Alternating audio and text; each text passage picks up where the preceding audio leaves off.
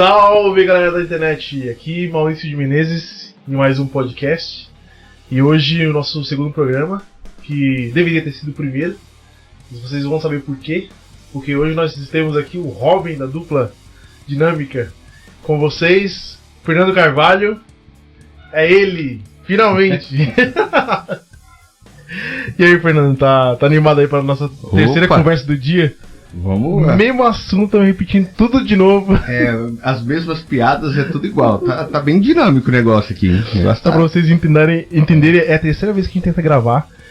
Ainda bem que não saiu tanto assunto assim, né? Porque a gente vai voltar em alguns deles e infelizmente, sem dúvida alguma, aí vai se perder. A primeira tomada, a gente já tava lembrando da época de Pedro Álvares Cabral. Mas a gente vai retomar, a gente tá chegando no assunto ainda. É isso aí. Acho que, assim, até pra trazer um contexto, né? Como vocês bem acompanharam, o Fernando, ele é o baixista da banda, né? Ele é a pessoa que participou comigo ali. Na verdade, até uma confissão aqui, o Fernando, ele é a pessoa que fez com que isso acontecesse. Talvez sem ele perceber mesmo isso aí. Porque se eu não tivesse ele como parceria, eu jamais teria começado isso, né? Porque é muito difícil começar um projeto sozinho. E é difícil ter pessoas também que queiram fazer o negócio, né? E outra coisa que vocês vão descobrir também é que a Experimental não começou da forma como vocês conhecem, né? Não começou assim, com músicas autorais, né? Com as coisas como são hoje. Elas começaram bem diferente, né? E como é que começou a Experimental, Fernando? Então, a ideia inicial, mas isso a gente falando agora de um contexto mais contemporâneo, mais próximo, né?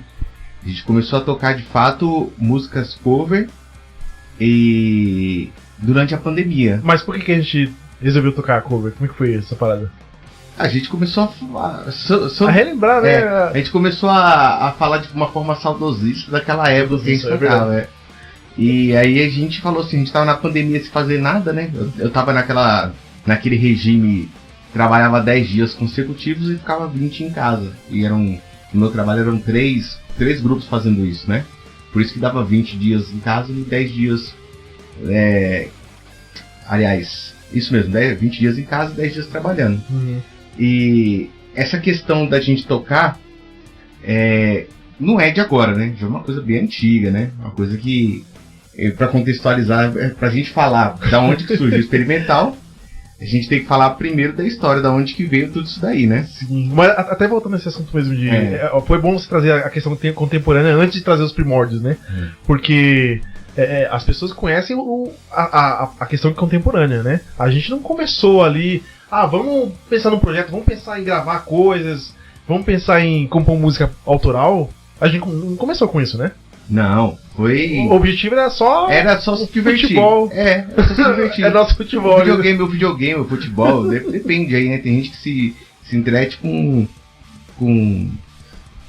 qualquer coisa, né? Com boteco, futebol, videogame. No nosso caso não, como a gente estava num ambiente ali de isolamento, a gente aproveitou que a gente arrumou métodos de gravar músicas cover, né? E mais ainda, a gente hoje nós temos, não só hoje, mas naquele tempo, a gente já tinha recursos que a gente não tinha na nossa época de infância, né? Sim, verdade. Porque, inclusive, no nosso propósito ali, quando a gente voltou a tocar, depois de 15 anos, não sabe lá quanto tempo mais. Uns 17, pelo menos. A gente parou aí. Quando a gente voltou a tocar juntos, né? Quando o Fernando iniciou, junto comigo, né? Quando nós iniciamos esse projeto, né? Que não era um projeto até então, era só o hobby. Isso. Nisso aí, a gente tinha a proposta de voltar a fazer o que a gente fazia na infância, que era tocar nós dois, junto com o Felipe. Sim. Que era o baterista. A gente ainda chegou a tocar uma vez com ele ainda, né? Depois disso tudo, lá em casa. A gente pegou a bateria e tal, a gente tocou lá, nós três tocamos junto lá. Pois é. Claro que não é a mesma coisa, né? Porque nada do que foi será de novo do jeito que já foi um dia. Mas a gente tentou, né? Até. Mas assim, desde sempre a proposta era tentar resgatar parar de onde a gente parou. Continuar de onde a gente parou, né? Sim. Porque a gente, quando era moleque, tocava as músicas que a gente gostava da época, né? E aí quando a gente voltou, a gente tentou resgatar as mesmas músicas, né, inclusive, né? Foi. A gente tocava música de assim, não querendo ofender ninguém, né? Mas era a música de adolescente, de jovem, né? Que era da nossa época, né?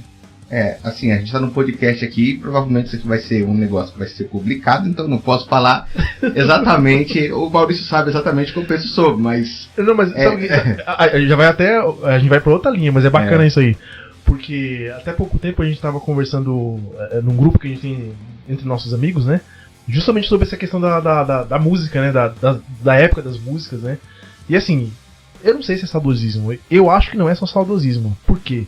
Hoje, nós mesmos escutamos essas músicas dessa época, 80, 90. Naquele tempo já não era mais no 80, 90, nós estávamos na época 2000. 2000 e pouco, Foi quando a gente curtia essas músicas. Mas a gente escutava as músicas daquela época. E hoje, se vê muito, não só por nossa parte, da nossa parte dos quarentões, mas você vê um resgate muito grande de música daquela geração. Existem coisas boas hoje? Existem, né? Mas você vê ainda que parece que as pessoas se espelham muito no que foi aquela época. Aquele foi o auge, principalmente do gênero que a gente curte mais, que é o rock e metal, né? Então acho que realmente até defendendo o que você estava falando, que talvez as pessoas poderiam achar assim, poxa vida, o Fernando tá sendo um, sei lá, tiozão, né? Mas não é só isso, cara. Assim, a gente pode estar enganado? Pode, mas realmente é o que a gente... Eu concordo com o Fernando, tô defendendo com ele, nesse sentido. E assim, voltando na questão assim, de onde que surgiu o experimental, né? A gente tocou, quando a gente era criança, a gente começou a tocar, né? Até tava falando nas partes que deram errado do pai do Maurício, né? O seu Juarez. O seu Juarez, ele foi um cara muito sábio em relação a acompanhar ali a amizade dos filhos, né? De saber o que eles estão fazendo, tá ali próximo. Inclusive para evitar que os filhos e quem estivesse próximo que evitasse fazer besteira, né? Que entrasse em furadas aí, né? No mundo das drogas e etc, né? Ele entrasse numa furada de fato, né? Tanto que o pai do Maurício sempre teve a preocupação de afastar a gente do pessoal que levava a gente para esse caminho, né? Então tudo o pai do Maurício estava junto, né? Inclusive quando o Maurício pegou a primeira guitarra dele lá, a tonante Fender, né? Era uma tonante, velho, toda detonada lá. Que ele falou assim, vou pintar aqui e tal, e vai dar tudo certo aqui, né? Aí não sabia afinar o instrumento, não sabia o nome das cordas, não sabia fazer um acorde. E assim, eu vinha do violão, né? Porque naquela época tinha o André.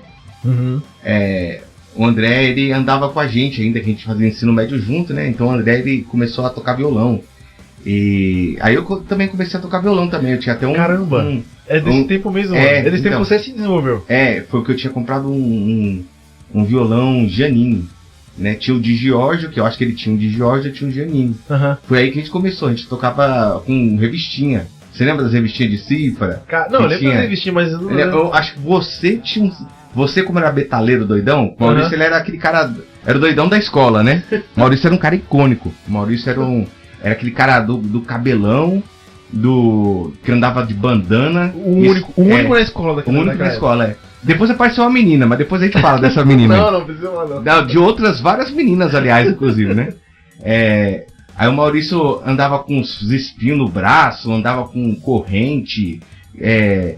Nessa corrente, se eu não me engano, tinha uma gilete na corrente. Tinha uns negócios doidos. O Maurício curtia uns negócios doidos aí, mano. Isso andava de preto, mano. Parecia o Maurício parecia, de fato, era Jesus Cristo e os apóstolos juntos, né? Porque era eu, que, tipo, não tinha estilo. Aí tinha os outros amigos do Maurício, né? Que assim, todos nós somos amigos em comum, né? Que era o William, o pessoal que subia pra escola. Aí do Maurício começou a aparecer uma porrada de roqueiro. Começou a aparecer o Grunge, que eu não lembro o nome dele agora, mas tinha um Grunge, aí começou a andar um pessoal lá com a gente, né? E quando o Maurício trocou no videogame, né? No Sega Saturno, essa guitarra dele aí. Eu troquei o Sega Saturno na guitarra. Isso. A gente se conheceu, na verdade, antes da escola. Foi antes disso, foi no fliperama. Foi no fliperama. A gente jogava fliperama e tal. Aí o Maurício falou assim, não, eu tenho um videogame e tal, vamos lá em casa e tal. O Maurício sempre foi um cara acolhedor, meu. Aí a gente chegou aqui, jogava videogame, que a gente costumava até pagar pra jogar na locadora, jogar no fliperama. Aí o Maurício trazia a gente pra cá, o seu Juarez ali, a mãe dele sempre muito hospitaleiro ali, acolheu a gente. E E nessa do videogame aí, o Maurício apareceu com uma guitarra aí, né? Ele desenhava na época, desenha ainda. Eu acho que teve gente lá naquele tempo, inclusive você, o William, sem dúvida, na hora que eu fiz essa troca, eu falei assim, caramba, que besteira que o cara fez, velho. Porque a gente gostava muito se divertia, né? Todo mundo junto ali se divertia com o videogame. Mas daí o negócio foi... Quando ele entrou a guitarra, tipo, acabou a brincadeira. Acabou a brincadeira, né? Foi isso mesmo. Provisoriamente, né? Tanto é que agora nós estamos aqui... Aí o Maurício começou com essa aí, né, de guitarra e tal. Aí eu ainda tinha aquele negócio do violão e tal, eu vi ele tocando que guitarra até então eu não sabia que se tocava de forma diferente do violão, né? Eu falei assim, não, Maurício, pô, é assim que faz um sol. Ele, não, assim faz um acorde de sol, né? Aí eu ficava esse negócio. Aí eu tô lá no bicorde. Aí que tá tudo desafinado. Até antes, um pouquinho aqui da gente começar o podcast, ele falava assim, você não é um cara argumentativo, né? Você é um cara que, pô, o cara falou que tá errado, você aceita que tá errado e acabou, né? E problema do cara se o cara tá achando que tá errado. E é isso mesmo. Mas assim, o Maurício, ele foi o desbravador dessa parte musical nossa, né? Porque até então ninguém curtia nada de música. Aí a gente vinha à casa do Maurício e escutava tanto rock, tanto que a gente acabou gostando. O William gostou, comprou um som quando ele começou a trabalhar. E que é um amigo, o William, pra quem não sabe, né? Logo ele vai estar aqui com a gente também. Inclusive a gente discutiu aqui entre nós, discutindo no bom sentido, né? De nós fazermos esse podcast junto com ele. Porque ele fez parte, como nós estamos falando aqui agora, justamente nisso, né? A banda existe graças a tudo que a gente viveu naquele tempo lá. E ele tava junto. Ele tava em junto. Tudo. Então o William começou a gostar de rock também, porque a gente jogava videogame. Depois de um tempo o Maurício comprou videogame, computador, né? A gente jogava videogame escutando Pantera, escutando Iron Maiden, escutando Halloween. E tudo isso era nas fitinhas de VHS, que ele arrumava uma fita com alguém, gravava uma fita, fazia lá um clone da fita lá e a gente ficava escutando.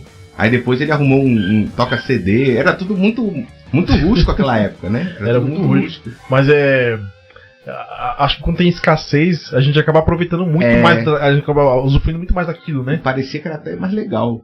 E acho que era justamente por isso, né? Não dizem assim, quando você não tem as coisas fáceis, você dá valor pra aquilo, né? E até voltando a essa questão do videogame, né, e tudo, que é o que a gente tava conversando antes, tentou regravar aí, não deu certo, gravar aqui o podcast, né, antes, mas acho importante resgatar isso. Que eu acho que a nossa influência do rock, o nosso apreço e aceitação pelo rock, né, foi justamente por conta do videogame, das músicas de videogame. Eu tinha comentado isso aí um pouco mais cedo, né, que eu acho, né, esse é meu achismo, pelo menos pra mim, eu defendo que é dessa forma, né, que foi dessa forma.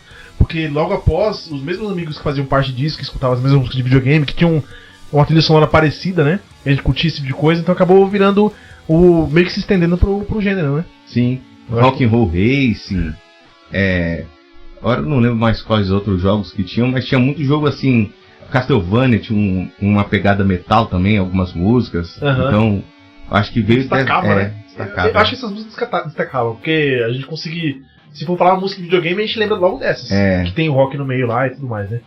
Mas até nisso aí, agora é um pouco mais contemporâneo, né? Mas como é que foi essa história no baixo? Tá, então, contextualizando aí, né? Porque você até até eu quero saber. Aonde chegou nisso, né? Que eu não lembro. Eu também não lembro, mas você vai me ajudar nessa parte. Um belo dia você chegou com uma bateria aí toda desgranhada. Uma Angra Drums. Angra Drums, E não tinha o suporte dos tons. Os tons ficavam amarrados ficavam presos numa barra de ferro no meio. Os pratos eram ruins e só tinha, se eu não me engano, eu não tenho certeza, mas se eu não me engano, não tinha perna de resposta. Não, tinha sim. Era da igreja que não tinha. Tinha. E o Maurício botou lá e vamos montar a banda. Começou assim, vamos montar a banda. Aí eu tinha esse violão de Janine que eu falei agora há pouco, né? Aí eu não lembro se eu vendi ele. Eu lembro que meu pai me deu ele, aí eu vendi ele. Meu pai ficou doido da vida que eu vendi ele. Aí tinha um cara aqui no Parque Fernando que tinha um baixo. Um Janine também, um baixo Janine também. Era um baixo do caramba, né? Janine naquela época lá. Aí beleza, a gente foi lá e a gente comprou esse baixo. A gente comprou esse baixo do cara. Mas o baixo até hoje, pena que a gente não tem mais, mas era um baixo da bexiga. Era um Precision. De boa qualidade. Era um baixo Precision da Janine, um A gente não sabia. Tem foto dele por aí, depois a gente coloca aí. Quem sabia, né? Aparece junto aí, né? É. O pessoal lá, o menino lá, o Thiago falou que tinha tido acesso a ele. Até a guitarra também que eu tive também, que viu também por aí rodando. Então, aí voltando esse né? Uhum. Esse assunto de como é que surgiu o experimental. Aí o pai do Maurício viu que o negócio tava promissor, foi lá e comprou uma guitarra. Você lembra? Ele comprou uma Golden preta. Mas ele comprou até... Porque eu troquei o Sega Saturno na guitarra, na finitonante, né? Eu inventei de pintar a finitonante de preto. Nem lixei. Eu acho que não lixei. Não lixou não, porque tava toda... Ficou rústico, coisa horrorosa. Porque eu achava feia a guitarra, ela tinha uma cor meio... Antiga, nos 70 ali, né? Meio azul marinho, meio água assim, né? E aí eu achava feia aquela cor, era do rock, né? Que tem que ser preta. Aí fui lá, pintei a guitarra toda de preta, ficou horrorosa, cheia de marca, assim, de relevo. E aí um dia...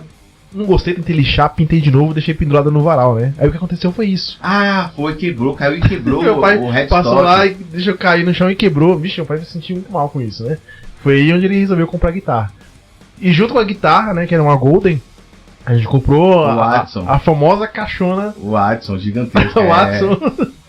Gigantesco o Adson. Aham. A gente queria ligar tudo nela, lembra? A gente não queria, na verdade a gente não queria ligar não, a gente ligou. Então. Mano, esse som era horrível. Assim, era horrível porque, enfim, vocês sabem bem, mas pra gente, até pra gente na época era ruim. Era ruim. Aí beleza, né? Aí a gente tinha tudo isso daí. E aí um belo dia a gente falou assim, vamos... Aí tinha a caixa que meu pai ganhou lá no trabalho dele, que você usava o cortante Finder, né? Uhum. Que a gente aumentava lá no talo. Não é a Brabus, não? Não, era uma outra. Era uma que parecia o Watson, só que era só o cabeçote em cima, lembra? Lembrei agora. Caramba. Aí a gente aumentava lá no talo, aí ela distorcia pra caramba. Distorcia. Aí, porra... Não tinha pedaleira. Distorção, nem sabia que era pedaleira, nem sabia que existia pedaleira. Distorce e tal, não sei o que, distorcia, porque ela entrava em colapso, por isso que distorcia. Sofri pedindo água. Aí a gente começou. Aí eu comprei o baixo, a gente usava essa caixa por baixo também. Eu usava essa caixa esgoelando, coitadinha. Aí a gente começou a tocar. A gente tocava Come Has War, tocava Nirvana. E assim começou. Assim começou. Isso a gente tinha o quê? 15, 16 anos. Por aí. O Felipe entrou junto também, que já tinha bateria, né? E aí a gente pôs a nossa bandinha. E assim, o que aconteceu quando a gente resgatou agora a parte que vocês conhecem da experimental, né? Que inclusive são os covers que a gente tem gravado, né? Tudo isso aí foi graças a esse plano de fundo que o Fernando contou. Porque a gente parou desse tempo e desde então houve um hiato, né? De pelo menos 15 anos. E quando a gente voltou, a gente resolveu, vamos voltar ao nosso futebolzinho de fim de semana, né? Vamos tentar... Agora a gente tem tempo, tem dinheiro, consegue ter os equipamentos, né? Hoje as coisas estão mais fáceis do que era antes, né? E aí a gente tentou procurar o Felipe tocou um ensaio ainda com a gente, né? Mas e aí, como é que foi esse negócio da gravação da gente, mano? Eu não lembro como é que foi que começou. Aí, beleza. Porque, assim, uma coisa a gente tocava, a gente tocava, entre aspas, né? A gente voltou tocando, já lembrando de muita coisa. Foi. De onde parou mesmo. Mas uma coisa é tocar, outra coisa é gravar. Aí agora eu vou falar um pouquinho de técnica, né? A gente, pelo menos, eu tive umas 2 aulas só de contrabaixo, né? E a gente nunca teve aula de nada, então quem sabe é de forma empírica, né? A gente sabe no talento mesmo. Não sou mais um estranho, não há mais diferença entre você e eu. O seu ponto de vista existe, apesar de eu ter o meu. Então, muita coisa que a gente tocava naquela época que a gente parava. Naquela época não tinha internet ostensiva que nem é hoje, né? Você vai no YouTube e vê, o cara toca assim. Não, a gente parava do lado do som, deixava tocar e ia tirando até ficar igual. E assim, às vezes nem ficava igual. Não. Às vezes não, a gente descobriu recentemente que a gente não tocava a música certa. Muito errado. E era assim que a gente fazia naquela época. Aí quando a gente voltou agora, a gente começou a criar métodos para gravar música. Então o que a gente fazia? A gente colocava no celular para gravar o vídeo. E o Maurício teve a ideia de comprar a interface pra colocar no computador. Uhum. Ele tinha uma, e depois ele foi lá e comprou uma pra mim. Aí eu coloquei no meu computador, então ele fazia a parte dele, que era o grosso. A guitarra, a voz, o que dá pra ser gravado. E depois eu me virava na minha parte lá. E tudo de forma empírica, sem pegar tablatura, partitura, vídeo, tutorial, nada. No seco mesmo. Tocava música lá e depois só comparava com o original e postava. E interessante porque assim, hoje a gente tem muito mais experiência sobre como deixar o negócio soar minimamente interessante, né? A gravação em si. Mas a gente, quando começou a gravar, como o Fernando comentou, a gente começou a gravar primeiro no celular, né? Enfim, com o que tinha. E a gente foi tentando evoluir, já que tinha mais recursos, né? Até a gente foi gravando no Audacity, né? Isso. E assim, a qualidade era horrível. Tanto era que os covers que vocês veem aí, os primeiros vídeos que vocês veem aí, de, sei lá, de 5 anos atrás, não sei já quanto tempo faz mais. Foi na época da pandemia, faz 3 mais ou menos. Os covers que estão lá, por mais que estejam interessantezinhos de se escutar, mas foi tudo gravado no Audacity, de uma forma super errada, né? Mas foi ali. Não, foi bem rústico mesmo. Foi rústico, gravava, acabou, gravou, tá ali, não tem equalização, não tem nada, tá gravado ali, né? E era daquele jeito lá. O instrumento ficava fanho ou ficava estourando. Aham. E. Assim, agora um pouco mais pra cá. Quando você gravava as músicas, né? As nossas músicas, por exemplo, pensava no arranjo, né? O que fez a gente. Você lembra o que foi que fez a gente tentar pensar em gravar alguma coisa? Sim. Que agora sim começa a experimental. Porque até então era só o hobby, né? Era só a brinca. Aí a gente começou a gravar, já começou a ficar legal. Opa, já tá gravando aqui, já tá. Puxa, que legal, começar a apreciar, né? O que será que fez a gente. Eu não lembro o que fez a gente tentar fazer negócio a sério e fazer uma coisa autoral. A gente ia regravar aquela música Garota de Verão, você lembra? Garota de Verão. Aí a partir daí, acho que o negócio ficou tão desafiador pra gente que a gente começou a gente não, né? Você começou a achar. Você começou a ficar insatisfeito com a questão de tocar a música dos outros. Você ficou saturado disso. Aí você começou a ter a ideia de falar assim, não, vamos regravar a música Garota de Verão. E você começou a fazer outras músicas. Você começou a compor, você começou a ganhar gosto de fazer coisas. De criar, né? De criar. É verdade. E se você for analisar, se fazer uma linha do tempo ali, você vai ver que, tecnicamente falando, até o começo do experimental, não tô falando que a gente é bom, assim, caramba, a nível de profissional, né? Não, mas assim, se a gente tá aqui hoje, né, se vocês estão assistindo a gente, inclusive, vocês vão estar assistindo após o lançamento do álbum Decentemente, né? Então vocês veem que, nós somos pessoas comuns, né? Nós não somos artistas que ganham por isso. A gente tudo aprendeu por conta própria, gravou por conta própria, produziu o álbum por conta própria, né? E são tudo questões autorais, então a gente não tá aqui de forma nenhuma nos engrandecendo disso. Mas minimamente nós estamos aqui até, de certa forma, comemorando o que nós conseguimos fazer até aqui. Né? Nesse sentido, acredito, né? E até então, nessa questão da técnica, falando, né?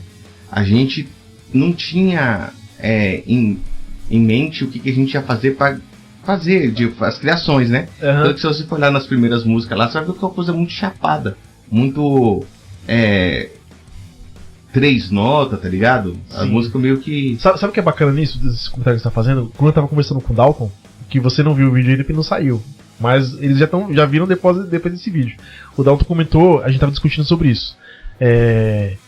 Quando a gente começa a compor uma música, né, tanto você também na sua parte, como aconteceu muitas vezes, você gravou ali, beleza, escutou, às vezes tá legal, você tá satisfeito, mas às vezes você vai escutando e vai surgindo outras ideias. Se você for gravar de novo, você já vai gravar de uma forma totalmente diferente do que você começou a gravar. E isso aconteceu com a gente nas composições. Até no meu caso, por exemplo, né? Naquele tempo a gente gravava de forma chapada, como você comentou, a gente gravava, tava perfeito. Só que eu acho que, aí é a minha percepção mesmo, né? Eu acho que o que fez a gente ter um pouco mais de feeling de insatisfação tem a ver com os covers que a gente fazia, com o que a gente tocava. A gente tocou tanto cover diversificado, de estilo diferente, que tanto é que as músicas da gente cada um tem uma cara diferente. E não é só porque, pelo arranjo que eu comecei e o Fernando deu continuidade com o baixo.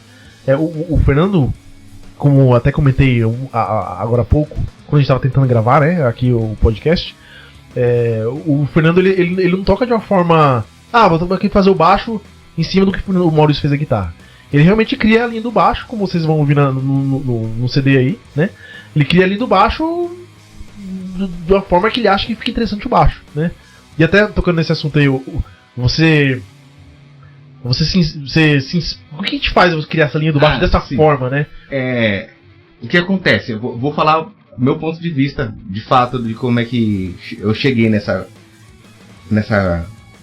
criações, né? Por quê? Desculpa até interromper, porque desde o começo você já não pensava, você já não fazia o baixo, na minha percepção, de uma forma simples, tocando baixo como o baixo toca. Desde as primeiras músicas do começo você já fazia um baixo de forma criativa. Porque é que nem você falou no começo, né? Você fez a brincadeira do Batman e Robin, mais ou menos isso mesmo. Qual que era a minha função? O que eu ficava preocupado? Que nós somos só 2. Então, como nós somos só 2, então tinha o Zambeto, que é um... Vocês vão descobrir que é um Zambeto aí no vídeo, né? Nos vídeos aí, né? O Zambeto é um cara bem cabeludo, assim, vocês vão ver. É um ele é uma pessoa bem... Uma pessoa bem... Como é que eu posso dizer, assim, entre nós? É uma pessoa peculiar. Aí tem o Zambeto, é o batera, né? O Zambeto. O Maurício na guitarra, no vocal, e eu no contrabaixo. Só que assim, o certo seria ter mais uma base, né? E qual que é a minha ideia? Era criar algo no baixo de modo que, se só ficasse a bateria e o baixo, já fosse o suficiente. Então por isso que eu crio linhas de baixo independente, né?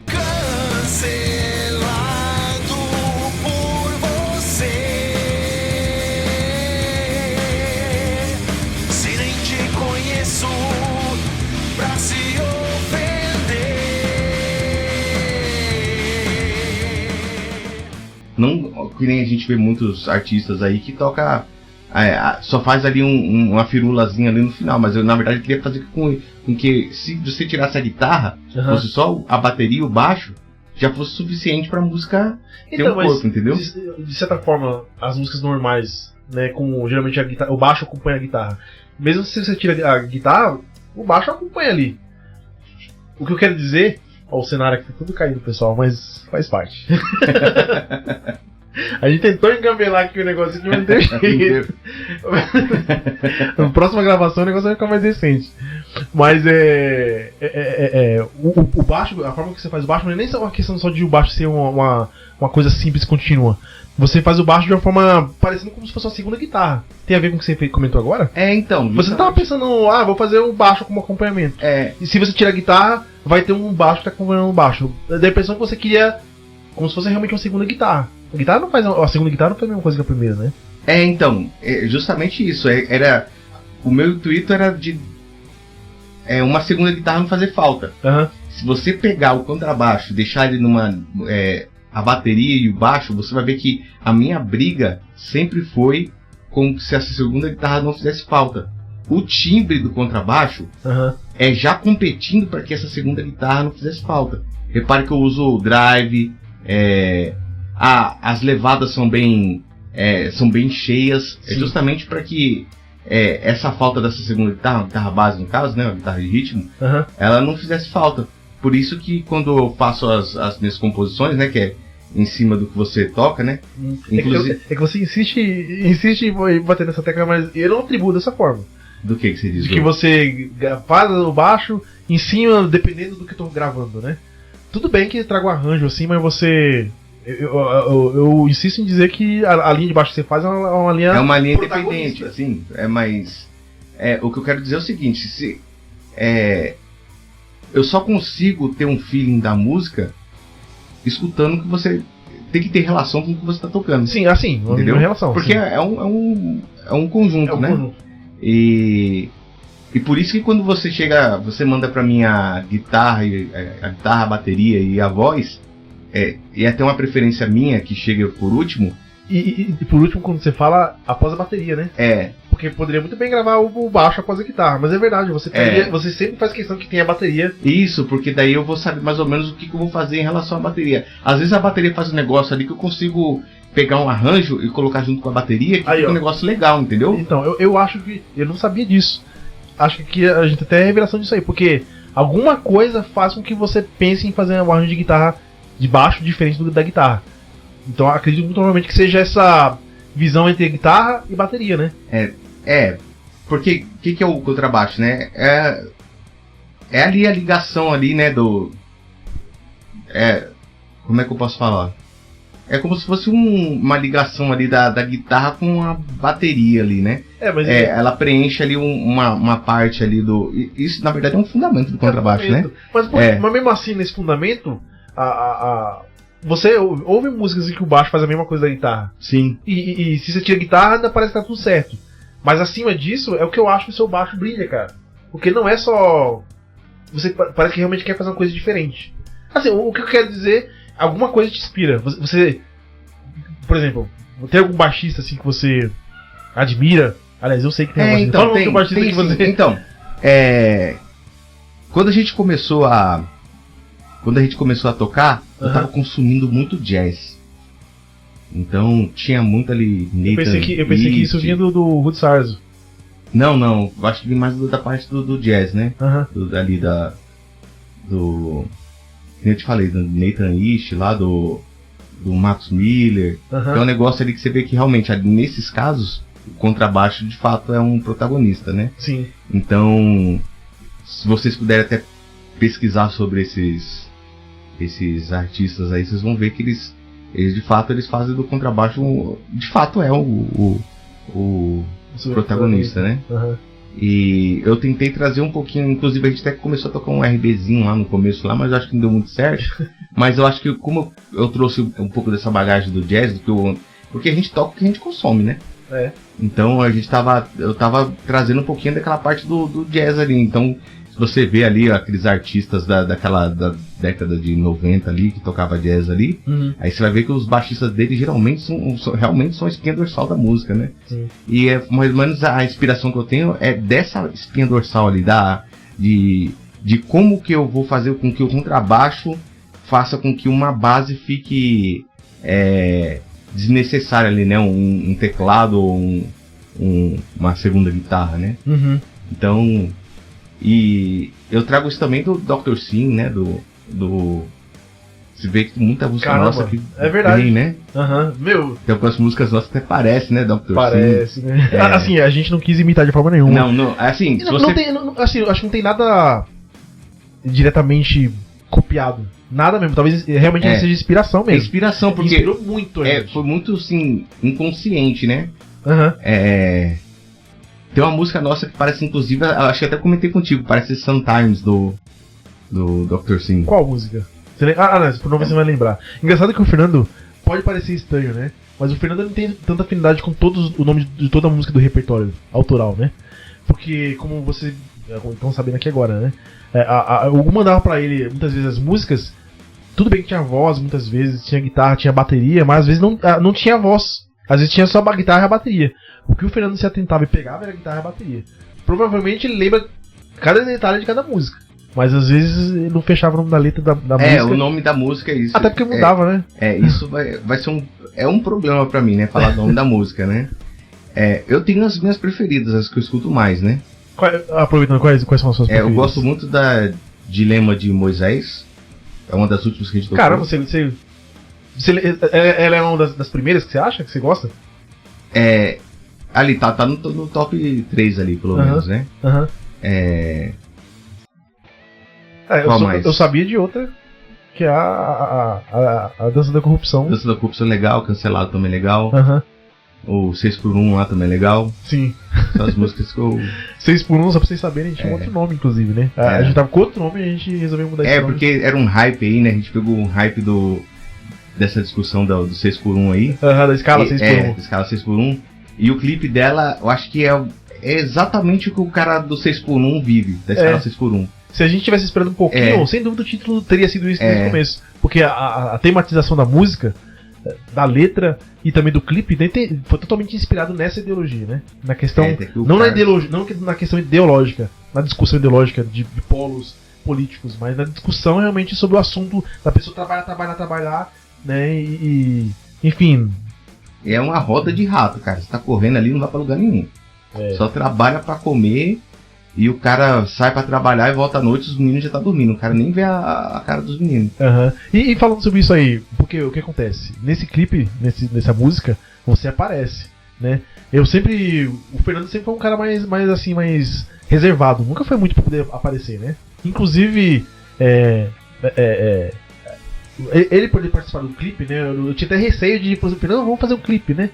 O que você curtiu fazer o clipe? Esse foi o primeiro clipe que você participou, foi? Foi o primeiro. Que foi, a gente foi lá no Matagal, lá não sei aonde, não foi? Foi, pô. A gente foi. O Zambeto tava lá também. E detalhe, a gente é uma pessoa que fez muito.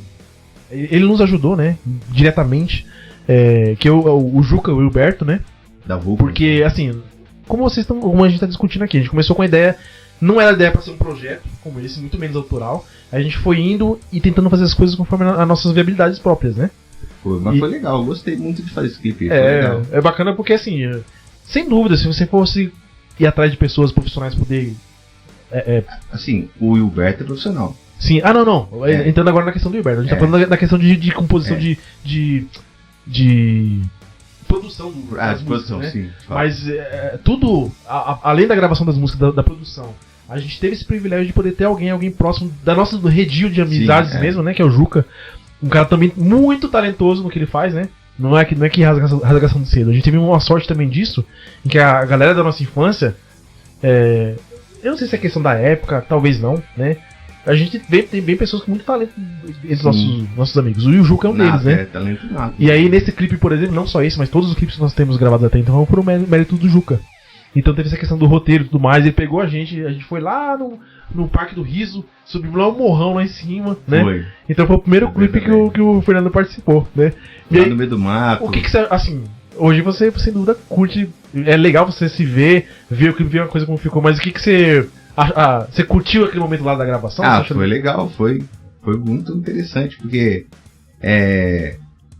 assim, vai ficar um legado, um negócio pra gente ver lá quando a gente tiver pros nossos netos, né? Embora eu não queira ter filho, mas vai ficar lá pelo menos pros seus netos, porque você já tem filho, né? Da gente ver lá que a gente produziu alguma coisa, né? Uhum. Mesmo que não ganhe proporções comerciais, mas pra mim eu tenho um apreço muito grande por esse projeto, porque é um legado nosso, né? Assim, eu faço as duas minhas palavras, lógico, né? Porque nós fizemos com recursos próprios, né? O Juca, por exemplo, é um amigo nosso. Ele foi mais pela amizade do que pela questão de profissional, enfim, de custo e tudo mais, né? E as minhas palavras baseadas nas suas são justamente essa. Porque eu não sei dizer se minimamente o negócio é interessante. Eu sei dizer que a gente olha e fala assim, caramba, isso aqui foi feito pela gente, cara. E o negócio é baixo custo. Baixo custo zero. É custo zero, no caso, né? Questões de aparelhagem. Era o que o Hilberto tinha. Que não era pouco. Não era pouco. Ele sempre trabalhou, ele sempre foi muito exigente com o equipamento dele, né? Desde quando ele começou a gravar mesmo os clipes. E ele que dirigiu, inclusive, o clipe, né? Ele fez a questão de falar assim, olha, faz assim, faz assado. Agora, Maurício, ó, faz assim e tal. A gente montou lá todo um set lá, né? Levou uma bateria eletrônica pra tocar no meio do mato, pro Zambeto tocar. E a gente jogou lá os nossos instrumentos no meio do mato lá pra fazer uma tomada também. E passando a galera lá que ia não sei pra onde, lá no meio do negócio lá, e todo mundo achando estranho. A gente lá com os instrumentos lá no meio do mato lá e o cara gravando. Você, assim, agora talvez não, né? Mas a gente vai gravar mais clipes, lógico. Ainda mais em público, de algum jeito a gente vai gravar. Talvez, né? Se a gente não morrer até amanhã. Mas que, tipo, assim. Como é que é a questão de gravar clipe? Você achou que é chato, assim, tá fazendo na frente de outras pessoas estão junto vendo? Não, assim, eu acho que quando eu era mais. É constrangedor, né? Eu acho que quando eu era mais jovem, assim, quando eu era menino, né? Ainda sou um menino, mas. Porque no clipe vocês não veem as pessoas, mas a gente tá lá gravando e tem um monte de gente vendo os doidinhos lá, cantando, se mexendo igual uns doidos, sabe? E assim, o negócio não muda lá, né? O negócio aqueles vídeos do TikTok lá, né? Que mostra o cara gemendo lá, batendo as cordas. Era assim que tava o negócio lá. Tá por isso que eu te perguntei. E assim, eu acho que quando a gente fica maduro, a gente tá beirando os 40 aí, né, moço? Você tem 40? Já cheguei. Eu tô perto dos 40 aí, então. A gente acaba ficando tipo. Deixa os NPC passar aí, mano. Galera, passa aí. Você é mesmo assim, cara, assim?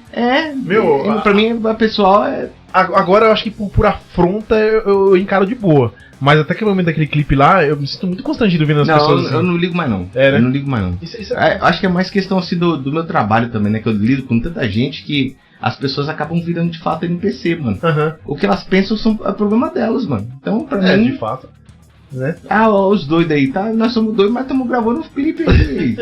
A gente vai fazer a nossa parte, né? Nossa parte, Você pode achar o que você quiser. O que você acha é problema seu. Sim, é verdade. Então, eu tenho essa mentalidade hoje. Então, se fosse pra gravar, assim, claro, não faria nada vexatório, né? Uhum. De andar com cueca do Borá, né? Aquela cueca que o cara bota aqui assim. Essas coisas vexatórias, não, mas um clipe assim, normalzinho assim, pra gente gravar.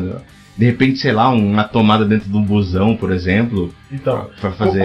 quando eu te fiz essa pergunta, eu acredito que estava imaginando isso. Não que isso seja plano para um próximo clipe, né? Mas a gente gravou esse primeiro álbum, né? Que vocês estão vendo, a gente tá discutindo sobre essa questão do primeiro álbum. E assim, pelo menos pra mim, isso me inspira. Ver como conseguimos chegar até aqui me inspira a querer continuar fazendo cada vez mais, né? Não só por essa questão de continuidade, mas porque assim, foi tranquilo fazer. Nós não gastamos dinheiro nenhum fazendo isso, nós não gastamos recursos próprios de tempo, inclusive. A gente fez de uma forma muito tranquila, né? Aí até tocando nesse assunto, não era a pergunta pra agora, mas eu particularmente tenho pretensão de continuar fazendo o que a gente continua fazendo aqui agora. O meu plano, inclusive, é que nós fôssemos uma banda, né? Uhum. E como você bem sabe, a minha meta, inclusive, é que nós fôssemos no minimamente 3 pessoas pra poder fazer apresentações e quem sabe futuramente a gente faça isso. Mas eu tenho planos pra que a gente continue a experimentar, não pare. A gente gravou o primeiro álbum, poxa, quem sabe o segundo álbum seja até mais legal e a gente evolua mais ainda, né? Assim, eu percebo, isso não é uma crítica, né? Mas eu acho que é uma situação que a gente vive. Uhum. Toda vez que a gente coloca um terceiro elemento, não anda. Não anda. Esse eu não sei qual que é o problema, não sei se é a questão da nossa disponibilidade. Eu acho que é justamente isso. Assim, meu achismo, né? Porque uma banda, como vocês não sabem, mas até pra vocês saberem, né? Até então, esse álbum tá sendo lançado, nós não somos a banda que sai apresentando tudo mais. Nós somos apenas 2 pessoas e o Zambeto. Então não dá pra tocar. E aí, assim, a gente tentou fazer o que fosse possível com o que nós temos. O que nós tínhamos era um ou outro com companhia pra poder continuar fazendo o álbum. Então a gente gravou em casa, no tempo que a gente tinha, com a disponibilidade que a gente tinha, né? E talvez isso até influenciou a gente conseguir fazer as músicas amadurecerem como elas tinham que terem amadurecidos, né? Do que a gente só chegar e sair gravando e às vezes não ter tempo de refletir, assimilar, processar, né? Mas até sobre essa questão, assim, o que você imagina sobre o futuro da banda, assim? Você tem pretensão de... O que pra você seria o acerto pra gente continuar fazendo? E o que você acha que talvez daria pra evoluir? E se realmente deveria evoluir pra alguma outra coisa diferente do que nós estamos fazendo? Do formato. Entre nós dois, enfim. Assim, pra mim é uma coisa divertida gravar, né? Uhum. Criar e etc. Você prefere gravar ou prefere tocar? Então, das duas formas é tocar, mas assim... eu acho que eu tenho que entrar um pouquinho na minha mecânica de como é que eu faço, né? Uhum. Eu te comentei esses dias que você estava me explicando até métodos mais fáceis de gravar, mas eu só consigo gravar em tomada única. É o que tem pra hoje, só uns trocados na mão, sem ter no bolso mais um tostão. Então, cara, até pra vocês saberem, todo mundo sabe disso. Em estúdio, você grava a música pedaço por pedaço. Seja qualquer instrumento que você faça, a voz. Tem gente que grava a voz, letra, palavra por palavra, né? Porque, pra não errar e tudo mais. O Fernando, vocês vão ouvir nas músicas aí, né? Que, beleza, tá maravilhoso. Mas o Fernando grava muitas músicas num take só. Então, aí quando eu erro, começo tudo de novo. E quando ele errou uma coisinha ali, ele volta tudo de novo. Mais pra massificar a música também, né? Às vezes você quer mudar alguma coisa e tal. Uhum. Vocês vão reparar até que, tipo, a música ela parece que tem trechos iguais, mas o baixo é diferente. Pra mim particularmente, isso eu acho uma coisa legal. Eu não trabalhei muito isso, mas quem sabe eu começo a praticar mais isso, porque a gente quando começa a gravar, a gente fica mal acostumado em...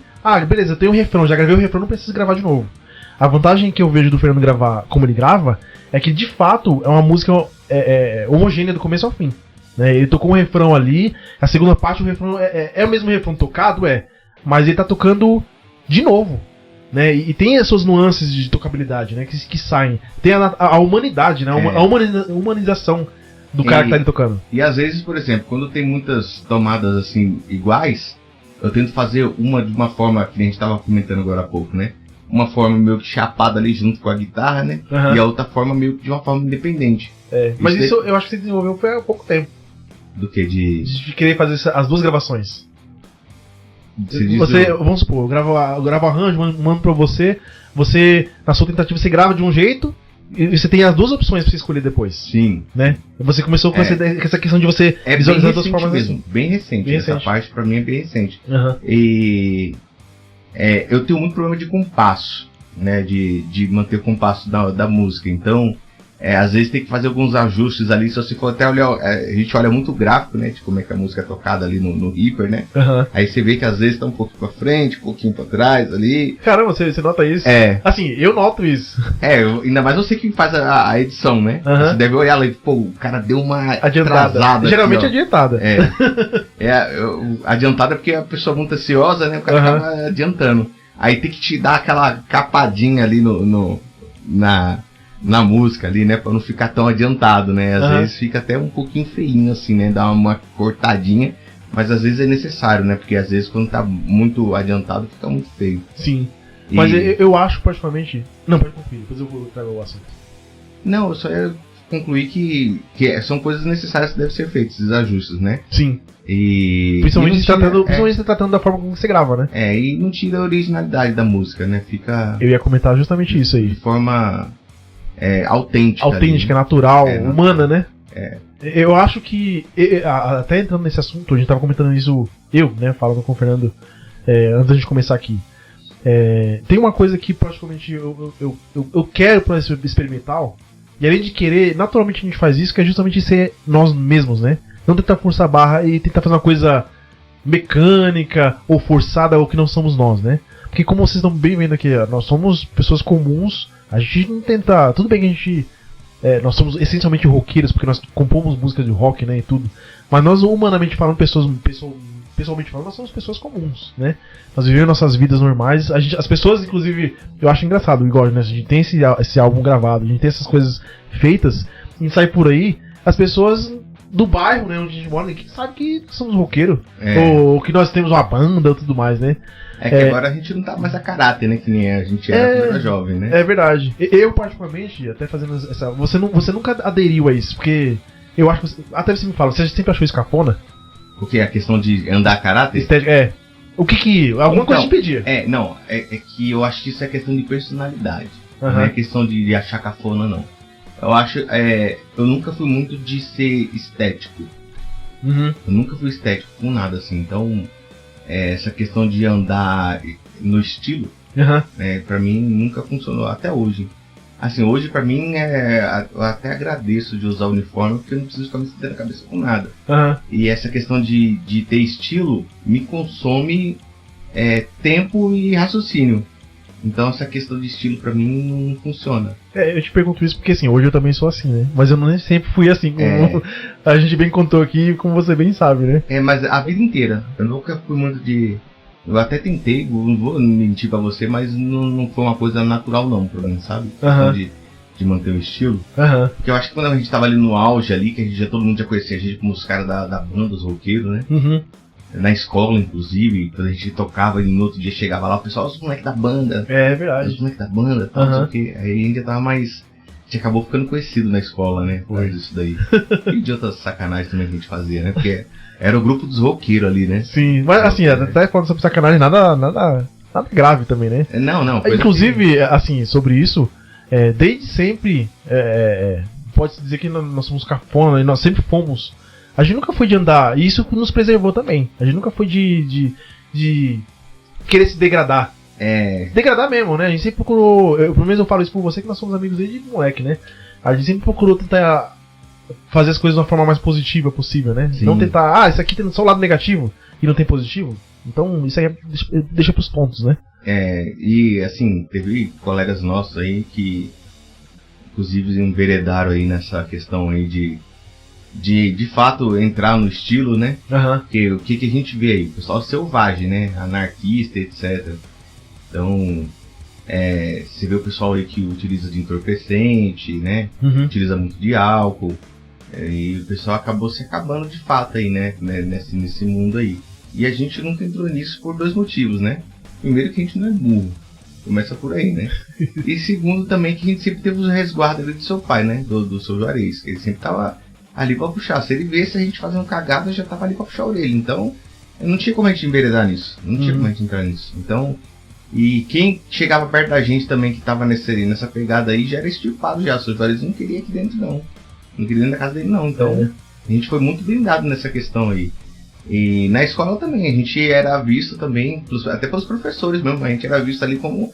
A gente não sentava no fundo, a gente estava na frente, na cara do professor. Era verdade. A gente não sentava no fundo. Uhum. Então a gente conversava com o professor, a gente debatia a matéria ali, embora a gente não era tão bom, mas a gente... Eu acho que como a gente... Eu, né? Só eu que não era tão bom. Vocês sempre foram bons, você e o William. Acho que assim, de tanto a gente ficar ali... perturbando o professor, né? Professor de matemática, de literatura na época, professor de história, de física e etc. E a gente fazia, pelo menos eu não fazia lição, né? Uhum. Só fazia as provas por osmose mesmo, porque a gente tava ali na frente ali, né? Mas é mais por causa, que nem eu te falei, é questão de personalidade. Então, como a gente já tinha, cada um tinha a sua personalidade, você tinha a sua, você gostava de andar naquele estilo, eu tenho a minha, que ainda não mudou quase nada daquela época, né? Uhum. E é questão de personalidade mesmo. A gente não enveredou pro lado ruim e não tivemos assim um estilo porque a gente tem a nossa personalidade. E a nossa personalidade é dessa forma. Sabe o que eu acho bacana nisso aí? É assim, tudo bem que a parte das letras quem faz sou eu, né? Mas eu acho que essa questão da originalidade nossa mesmo, ela reflete nas músicas. Sim. Sem dúvida ela reflete nas músicas, porque aí vai entrar o assunto onde eu queria entrar. A sua linha, não é só a sua linha de baixo que é única. Até o seu timbre de baixo é diferente. Porque no rock, você ouve muito médio agudo, ou médio grave do baixo, né? Distorção, muito médio grave e pouco grave. E o seu timbre, ele é um timbre mais grave, mais aveludado, mais encorpado, né? Eu gosto muito de chord drive, né? Por conta do peso e por conta da falta da segunda guitarra. Então, mas tem uma coisa que é peculiar no seu som, que particularmente eu acho, que o peso. O peso, o grave mesmo. O grave sobressai tudo. Não sobressai negativo. O grave, além do que é o básico normal, ele é um baixo mesmo. Sim, sim. Eu utilizo um baixo de 5 cordas, eu tentei usar o de 4 cordas, mas eu não me adaptei. Porque falta o peso da Cisona. Uhum. E assim, essa questão de ficar dropando contrabaixo pra ter mais grave, eu nunca curti também. Então, pra mim era muito melhor ter um contrabaixo de 5 cordas e conseguir tocar mais grave com a Cisona, né? E interessante isso aí também, até perguntando, por que você... O Fernando, ele toca, vamos supor, a música ela é com afinação em Ré. Às vezes ela não é uma afinação padrão Mi 44 Hz, né? Às vezes ela é um tom abaixo. E ao invés de ele pegar lá e mudar a afinação do baixo dele, todas as músicas, seja o tom que for, a afinação que for, ele usa a mesma afinação padrão. Ele apenas transpõe as notas. Por que você prefere fazer isso? Então, Aliás, você prefere fazer isso mesmo? É que assim, como antes a gente tocava com referência no tocar, né? Tecnicamente falando, a gente aprendeu tudo empiricamente. Sim. Então a gente não aprendeu muita coisa de teoria, né? Então a gente fazia meio que um espelho do que o outro tava tocando. Uhum. Como eu não tinha isso, você já me entregava pronto e eu não tinha imagem de você tocando. Pra saber a afinação que era. Então eu tocava no padrão. Caramba, bicho, que revelação bombástica. Aí, como eu tocava no padrão, aí se tornava aquela memória muscular ali, aquela, né? Então você ia pelo som. Pelo som. Então, assim, beleza, ele tá tocando essa nota aqui, eu vou tocar essa nota aqui depois, com que eu tenho. Depois, lendo e etc, né? Lendo, leia-se estudar, né? Eu descobri que existe um negócio que chama campo harmônico. E a partir do campo harmônico você consegue tocar qualquer coisa, porque... Não, naturalmente você sempre fez a forma certa. Só que eu não sabia a teoria. Só que eu não sabia a teoria. Sim. Aí estudando eu falei assim, campo harmônico, toda música tem uma formazinha. Então a gente seguia aquela formazinha. Mas é interessante que, tipo assim, o rock, geralmente, né, ele é montado em cima da escala de Ré menor.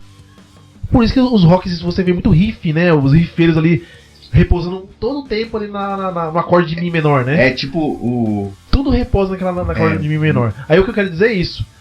Por que fazem isso? Porque o acorde Mi menor é o acorde mais fácil de se fazer. E é o acorde mais grave que a guitarra pode fazer dentro desse acorde. Por mais que você tenha uma afinação mais baixa, mas o riff que você faz é de Mi menor. E aí até por baixo fazer, o desenho ali da escala, seria muito mais fácil fazer na afinação normal. Mas você não sabia dessa facilidade. Pra você a facilidade era encontrar a nota ali e fazer o desenho da escala em cima do que você tá tocando. Mas o contrabaixo de 5 cordas, isso é uma facilidade do contrabaixo de 5 cordas. Facilita? É. Caramba, sabe o que é interessante? Que o desenho muda, né? É. O desenho do que você tá tocando muda em relação ao que eu tô tocando. Por exemplo, no churrasco do Thiago. O churrasco do Thiago, foi do aniversário dele. o Dalton tocou nesse capítulo aí. O Dalton Tem o que falar, cara. A gente tocou 300 músicas, rendeu o aniversário inteiro, sei lá, 3 horas, 4 horas, cheio de música cover que ninguém ensaiou e ficou da hora. Era uma farândula, o negócio era uma farândula. Era uma farofa só. E deu certo. Deu certo. E outra, assim, eu, como você comentou aqui, eu detesto ensaiar cover, pegar cover novo pra tocar. E a gente não ensaiou, chegou lá tocando. E não foi só a gente, todo mundo lá. O William tocou, o Michael, todo mundo chegou lá, vamos tocar tal música. E saía. Música até que eu não conhecia, aquela última música que a gente tocou, Chorosa lá, nem sei o diabo que é aquela música. Também, eu conheço. E saiu, saiu. Então, aí teve música que a gente foi tocar lá, que eu fui inventar esse negócio aí de querer tocar, do meu jeito, né? Os caras mudam a afinação. Eu falei, não, vou tocar do meu jeito aqui e tal. Só que daí o cara tava tocando dropado e do jeito que eu tava tocando. Então ficava aquele bololô, né? Nossa. Mas assim, era uma reclamação que eu tinha. Eu falei assim, a gente tem que tocar antes pra saber o que a gente vai tocar. Sim. Aí, mas ali era a brinca, mano. Era cada um por si. Era churrasco e farândula. Assim, pela experiência que a gente teve, você acha que esse método que a gente faz de compor, gravar, pra depois, quem sabe, algum dia tocar, você acha que é o ideal essa forma mesmo? Ou você acha que o ideal seria a gente tá num ensaio todo mundo junto, compondo juntos? Não, acho que o método que a gente usa é bom. É bom pra gente. Meu, eu acho que a gente acabou de responder aqui o nosso problema. Do que? De não ter baterista com a gente. Eu acho que é a resposta, a melhor resposta. O nosso problema é assim, nós somos 40, né, meu? A gente não tem tempo mais pra poder estar se ensaiando junto, perdendo tempo entre aspas, né? Porque assim, a forma que a gente toca, querendo ou não, ela é objetiva, dentro da nossa disponibilidade, né? Então cada um toca e grava conforme a sua disponibilidade. Muitas vezes o Fernando mora na rua de cima, e às vezes a gente passa meses sem se ver. Tem bastante. Mas a gente tá tocando as músicas, cada um na sua casa, no seu tempo e tudo mais, né? E lógico que eu falo por mim, né? Eu tenho um anseio da gente conseguir ter uma mínima frequência de ensaio, poder ensaiar nossas músicas que a gente toca, né? Sim. Essa é uma graça que tem também. Só que pra esse Vital funcionar, para as músicas funcionarem e saírem como saíram, teve que ser dessa maneira, né? Se não fosse assim, eu acho que não tinha nada. E inclusive, a gente tentou mudar. A gente tentou arrumar baterista, a gente tentou colocar vocalista, tentou colocar guitarrista. Eu tentei até, inclusive, eu cogitei de mudar de instrumento, mas eu acho que não vai dar certo, cara. Não vai dar certo. Eu acho melhor a gente continuar no formato que a gente tá mesmo e vai que vai. E se é que nem. É que nem relacionamento, mano. Tem que arrumar um baterista aí que dê certo, mano. Não adianta querer abrir as pernas pra qualquer coisa. Tem que ser exigente dentro do que é da sua realidade, né? Senão vai não se adequar a uma possível realidade que tá chegando. Mas, eu quero isso, se chegar, chegou. Se não chegar, vamos continuar fazendo o que estão fazendo. A gente até meio que tentou ser permissivo em relação a isso, né? Fulano falou assim, vamos tocar, mas aí vai ser do meu jeito.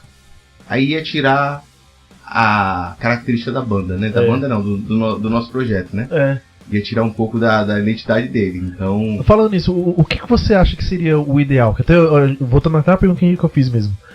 O que você acha que seria o ideal dentro do que você acharia legal pra você e seria produtivo pra banda? Continuar fazendo o que nós estamos fazendo? Então, eu ia falar justamente isso, né? É que a gente faz as coisas por demanda. Você fala assim, olha esse riff aqui. Aí você manda pra mim o riff gravado no WhatsApp lá, né? Fala assim, vou trabalhar mais, eu vou te mandar aí, você coloca o baixo. Uhum. As últimas músicas foram assim. Sim. Você pegou e falou assim, E. Inclusive você elogiou uma música que eu não sabia. Parece que as últimas músicas ficaram melhor do que as primeiras, não ficaram? As últimas. ficaram, mas é que eu tava te falando. Acho que tecnicamente falando, a gente tá começando a melhorar esse aspecto técnico nosso, entendeu? E eu acho até de produtividade. Sim. As últimas músicas saíram tão rápidas, cara. A gente começou devagar com algumas músicas e de repente, pá, terminamos o repertório. Porque se você for pegar lá, vai ter música que você vai pegar lá do começo da pandemia que você fala assim, mano, que diabo de solo que é isso aí, mano? O negócio todo dissonante, todo fanho, né? Todo cheio. Parece aquele, quando você tá tocando Guitar Hero que você erra o botão que faz né? Isso no começo. Agora, se você pegar as últimas músicas, você já não vai ver isso.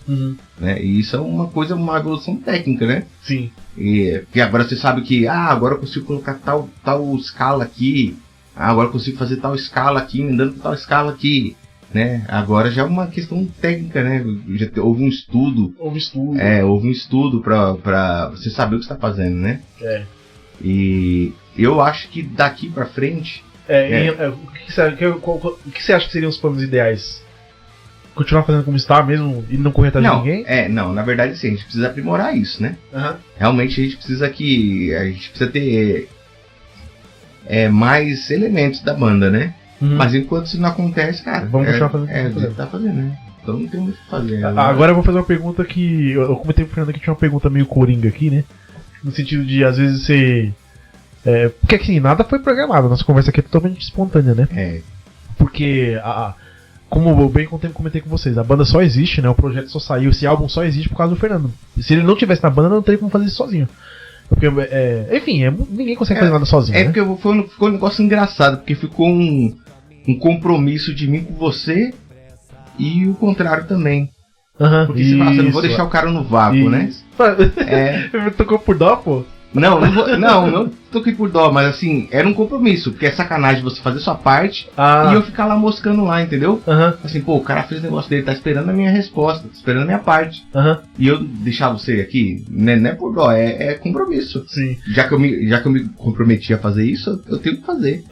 Mas assim, eu tinha esses planos iniciais, nós temos uma banda, né? Eu tentei me mexer pra caramba, mexer algumas coisas em prol disso, né? E fazer alguns sacrifícios.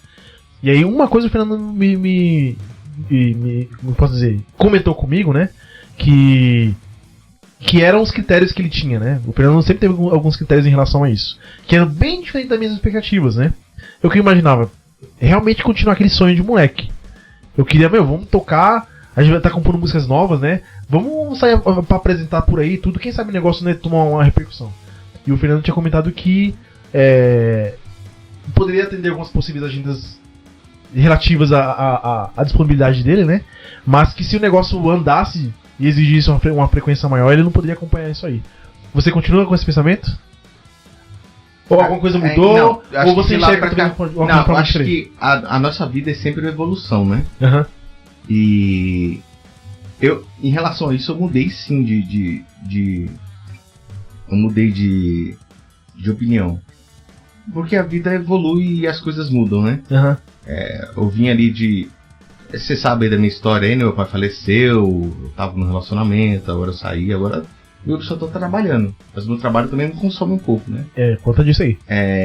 Mas eu acho que hoje, se fosse assim, beleza, pô, vamos tocar não sei aonde, eu ia me programar pra gente tocar. Eu tô te fazendo essa pergunta, inclusive, né? Parece até, poxa, mó mancada no Maurício colocar o Fernando de saia justa na frente do programa, né? Mas é porque, até mesmo assumindo que foi importante você ter feito esse comentário pra mim. Porque, eu tinha esquecido que eu não sou mais um molecão também, né? Tipo, era impossível as coisas funcionarem como eu achava que deveriam funcionar, né? Ainda bem que você está comentando dessa forma, porque eu já enxergo dessa forma também, mas mais no Fernando de antigamente. Eu não sei se realmente atenderia uma agenda frequente, né? Eu tenho essa vontade. Pra mim é um degrau seguinte a gente conseguir fazer algumas pequenas apresentações pra botar o negócio pra funcionar, ver as pessoas conhecerem mais sobre a gente tocando ao vivo mesmo e tudo mais, né? Mas de forma nenhuma eu iria querer isso tomar uma repercussão maior se viesse a acontecer, né? A não ser que realmente o negócio estourasse pra caramba, que é uma coisa utópica, né? Levando em consideração que as pessoas curtem hoje em dia. Muito difícil, né? É. Pois é. Mas Não quer ir ao banheiro, não? Não, tá tranquilo. Retomando aqui, que eu falei pro Fernando que você queria ir ao banheiro ainda, porque a gente já tá aqui já há um tempão, tentando gravar, aí voltou, pausou e já estamos aqui mais de 3 horas, né? É mesmo, né? Pois é, rendeu. E assim, a gente perdeu alguns assuntos que a gente tocou no começo, mas dá certo. Tocando esse assunto de novo agora mesmo, sobre o rock de agora, né? O cenário, a cena de rock, assim, parece que diminuiu pra caramba, né? No geral, a música, né? Parece que a música de antes, voltando àquela ideia do saudosismo, parece que ela era mais interessante, né? E hoje é muito mais difícil você se apegar, principalmente a longo prazo, de uma música. Você acha que o rock morreu? Você acha que ele pode voltar algum dia? Não, acho que vai ter gente ainda aí, o pessoal que tem mais de um neurônio aí que vai... Mas será que isso não tá condicionado só à questão de idade? Não, acho que não. Tem pessoal da CB ainda. Hoje mesmo, a gente tava ali no portão ali, passou os menininhos ali e tal, falando de música, camisa de banda e tal. Não morreu não, mano. O negócio tá... Eu particularmente, eu acredito que as coisas passam por ciclos, né? É o ciclo que passa, depois volta tudo de novo. Eu só não sei se vai acontecer isso agora, né? Mas aí até tocando aquele assunto também, a minha parte sobre isso, que a minha expectativa para experimental, independente de dar certo ou não, como é que vai ser as coisas ou não, é de continuar fazendo o que a gente continua fazendo. A gente vai lançar outros álbuns, sem dúvida, se nós continuarmos vivos, né? Pelo menos eu falo por mim. E se as coisas avançarem a ponto de nós temos um time para poder se apresentar, a gente vai fazer algumas possíveis apresentações. Mas além disso, eu tenho a expectativa de que, por conta desses ciclos, e por conta da nossa forma genuína de sermos pessoas normais, né? As coisas fluírem naturalmente. Eu acredito que, por conta da internet, inclusive, a gente vive uma vida geralmente muito artificial.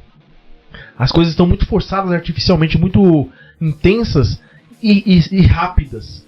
E eu acho que a forma que a gente compõe as músicas, o estilo de música que a gente toca, a mensagem que a gente quer passar, de tão saudosista, talvez, de tão antiga, ela tem um embasamento, ela tem uma base, né? Ela tem uma essência natural, uma essência genuína. Eu acredito, e essas são minhas apostas, né, em relação ao material. Por quem possa se interessar por ele, seja justamente pela essencialidade que ele tem, né? Pela forma, não com intenção de fazer sucesso, nada. Isso aqui é uma forma de agradar aos nossos próprios ouvidos, né? Sim. Porque é um estilo que a gente curte, né? E a gente tá ali, a gente tá transmitindo o que a gente sente, né? Sim. Que a música é isso mesmo, com a transmissão de sentimentos, né? E é o que a gente consumiu, é o que a gente é, né? E é difícil, por exemplo, vou usar como exemplo o Metallica. O Metallica sempre foi aquele metalzão, né? Vou usar o termo que o pessoal, como é que eu posso falar? O pessoal que não curte muito rock usa, né? O metal sempre foi aquele metal pauleira, né? De rock pauleira. Aí chegou ali a época ali do System of a Down, o cara foi querer meter de fazer o Santanger lá. Ele perdeu a essência da banda. A banda não rendeu. O que rendeu a banda? Críticas, porque ela perdeu a essência dela. Porque ela quis agir de forma comercial. Mas você acha que houve uma regressão de qualidade mesmo? Assim... Então, a banda perdeu a identidade dela. Identidade. E eu acho que... Você prefere mais uma banda que tenha uma identidade do começo ao fim ou uma banda que tenta se renovar? Eu prefiro a identidade. Né? Eu prefiro a identidade. Caramba, eu já prefiro uma coisa que prefere se renovar. É lógico que dentro dos limites. Talvez o que você está querendo comentar que, vendo a análise que você está fazendo em relação ao Metallica, o que ele tentou fazer realmente não foi necessariamente se reinventar, mas tentar se adaptar à modernidade. Aí acabou perdendo a essência, né? Perdeu a identidade. Isso... Na minha opinião, perdeu. E na sua opinião, isso não pode acontecer jamais com experimental. Não, acho que fica... Eu não sei como o ouvinte vai reagir a isso, né? Ainda mais assim, a gente tá meio que loucubrando uma possível estourada aí, né? Mas eu particularmente prefiro manter uma identidade, né? Porque vou me adequar ao mercado aí, né? Daqui a pouco vamos supor que o negócio vira hardcore. Daqui a pouco eu tô tocando hardcore 3 notas, mano. Mas eu vou tentar aqui traduzir o que você quis dizer no sentido de... a identidade que você fala não é nem a identidade sonora do estilo da música, né? Você fala identidade talvez seja tocar aquilo que você quer, com que você quer se agradar, né? Por quê? Até mesmo na questão das nossas músicas, as músicas têm estilo diferente entre elas, né? Sim. E até sobre o nosso gosto de música mesmo. A gente não gosta de música todo no mesmo nicho. Tem vários tipos de nicho dentro do que a gente toca de cover e que a gente escuta, né? Eu acredito, inclusive, que... Voltando ao assunto, né? Que isso é o que pode, de certa forma, ser interessante no nosso som, né? E o que possa, de fato, desde já, ser interessante por conta disso. Porque a gente, primeiro, que a gente toca o que nós gostamos. Se outras pessoas que pensam como nós pensamos também buscarem coisas como essa, vão se interessar pela música porque vão encontrar a essência do que... de alguém que também fez alguma coisa pensando em se agradar. Então, provavelmente, esse podcast deve sair depois do lançamento. Do lançamento do álbum, com certeza. Então, vai fazer sentido. vou fazer algumas colocações ali relativas às músicas que a gente toca. Tem música que a gente toca que lembra muito, assim, a banda Sepultura. A banda Sepultura é meio que é um patrimônio nacional nosso, né? Pra gente aqui é o supra-sumo do metal, né? Uhum. E tem música nossa que é puxado um pouquinho pro Sepultura. Puxado. Por exemplo, o Vírus da Corrupção. Uhum, por exemplo. Total. Lembra muito. Uhum. É um negócio que traz assim, uma brasilidade. Mas quando você fala de Sepultura, assim, pelo menos você fala justamente a questão da brasilidade. Porque o Sepultura ele brilhou muito na época do Roots, né? Que foi onde trouxeram elementos tribais ali, mais regionais, né? Isso, uhum. A brasilidade, entendeu? Sim. E a gente tem música também que é puxada ao hardcore. A gente tem música que é puxada ali ao... Você não gosta de hardcore, não, né? Não. Eu sempre soube disso, mas eu tô só cutucando. Porque vocês não sabiam disso. Por mais que nós tenhamos uma música que é mais ou menos assim, que inclusive ela foi inspirada na música que era hardcore. Você lembra? Você consegue associar essa história? Do que? A gente tá falando da música Água na Bunda. Era a única música hardcore, mas você lembra de onde ela veio, né? De onde ela nasceu? Não. Você lembra porque você influenciou isso? Não, então eu tô boiando, então. Ela veio da Garota de Verão. Ah, sim, tá. Não, disso eu sei. E por que nós tocávamos hardcore? Porque na época a gente ainda tava na... Não, tinha um membro no meio ali que era hardcore, então. Sim, mas não quer. Você tá colocando a situação complicada. Não. Assim, acho importante contar toda essa história, porque, por exemplo, se você que tá escutando aí, você curte a música Água na Bunda, por mais que nós não gostamos naturalmente de hardcore, que eu também não curto muito, se dá muito por conta dessas influências que entraram na banda, né? É lógico que nós não tocamos, nós nunca gostamos de tocar coisas que nós não curtimos, mas a gente procurou fazer a música que ela ficasse de um jeito que minimamente a gente curtisse. Né? Foi difícil, hein? Foi difícil. Porque, por exemplo, a Garota de Verão não entrou no repertório. Quem sabe algum dia ela entre, né? Na discografia. Mas era uma música que ela foi feita pra poder agradar o nosso baterista na época, que era o Felipe, né? Isso, mas a gente tem que voltar lá atrás, que Garota de Verão foi uma composição do André. Você não lembra não? Que era uma música que ele... Sonho se passou numa tarde de verão, garota de olhos castanhos, você levou... Lembra? Nossa! Do André, o negócio do André lá atrás. Créditos ao André. Aí, André. O plágio na cara dura, hein, cara. Veio daí, uma ramificação da música dele. Mas é bacana essas coisas. Tem influências externas que não partiram da gente, que ela faz com que a música nasça de algum jeito, né? Porque, por exemplo, a Água na Bunda, ela tem a sua forma de acordes baseada na Garota de Verão. Mas quando a gente teve aquele ato em que a gente tocava na época de criança, que a gente voltou e decidiu resgatar ela, né? A gente decidiu resgatar músicas autorais tocando a Garota de Verão.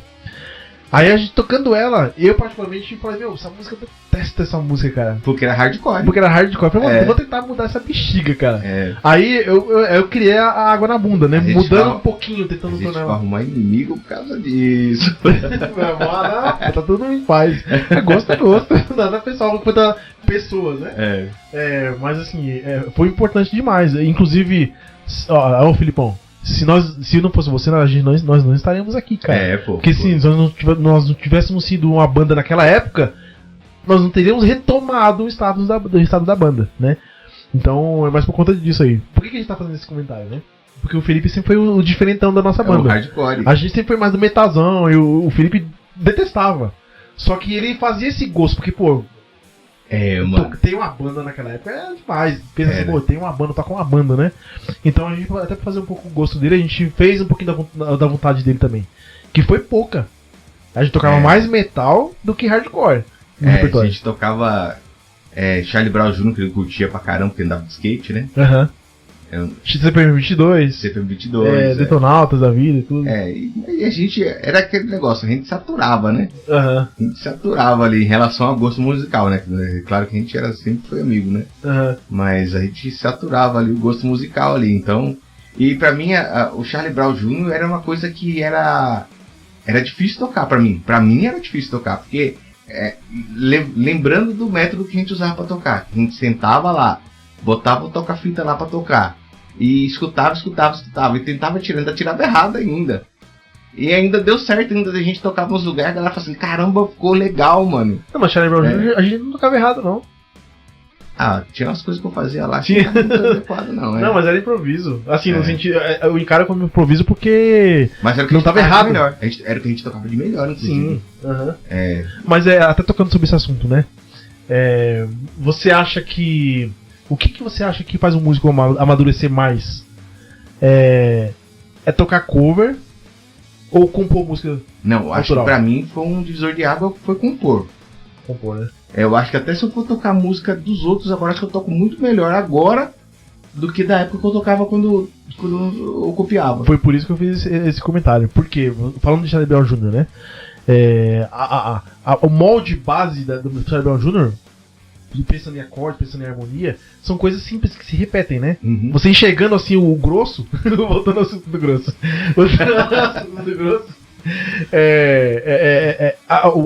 a essência ela é muito básica. Só que as firulas que eles fazem que fazem que o som, ao você tirar, fique difícil. Pra nossa época, que a gente era moleque, a gente enxergava como um todo. A gente chegava assim, isso aqui é difícil de tocar. Mas depois a gente compor música, eu acho que isso acontece. Sim. Você consegue enxergar isso aí, né? Quando você compõe música, você já consegue enxergar o que o cara usou como base pra poder criar aquilo ali. Sim. Então você pegou a base e você já sabe que o resto é firula. Né? É a firula que é o improviso, ou é alguma coisa. Verdade. Esse daí a gente só ganhou essa maturidade depois que a gente começou a criar. Uhum. Daí a gente começou a ver assim, a trabalhar com campo harmônico, a utilizar a escala, essas coisas de forma adequada, né? Uhum. Porque foi uma necessidade, né? Sim. Isso foi uma necessidade, porque teve hora ali que eu falava assim, mano, que diabos eu vou fazer aqui, mano? Aí que eu falei assim, não, deixa eu ver, estudar um pouco de escala aqui pra ver o que eu vou botar aqui, né, mano? Pra uma levadinha aqui, um groove e tal. Uhum. Porque fez-se necessário, né? Sim. E isso só foi possível depois que a gente falou assim, não, agora a gente vai ter que, vamos fazer coisa nossa.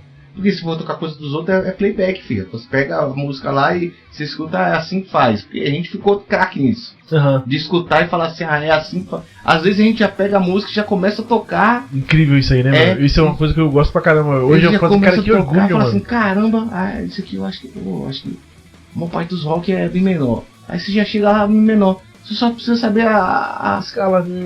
Pronto, acabou. O shape. O shape tá ali. Se bem que seu shape é um shape meio complicado dependendo da afinação, né? Mas aí é devido à circunstância, né? Mas ao meu ver, isso inclusive é um mérito, é uma identidade sua, né? Não se vê muitos baixistas fazendo isso. Eu ouvi falar recentemente que tem uma banda, que é a Black Pantera, que o baixista faz isso. Por conta da mesma experiência que você teve, né? Mas não é comum. E eu acho isso vantajoso, né? Porque você não fica preso ali ao shape padrão, o desenho mesmo que é da afinação, né? Você tem que se adaptar ao novo formato conforme o que a música pede, né? Conforme o que seu ouvido tá falando. Então pra você pouco interessa se é um Mi menor, se é um Ré menor. Pra você te interessa que se é Ré menor, a escala vai ter que mudar de shape, né?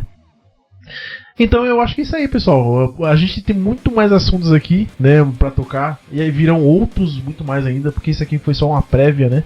E pelo Fernando fazer parte do projeto, e ele ser parte do projeto, nós sermos parte juntos do projeto, né?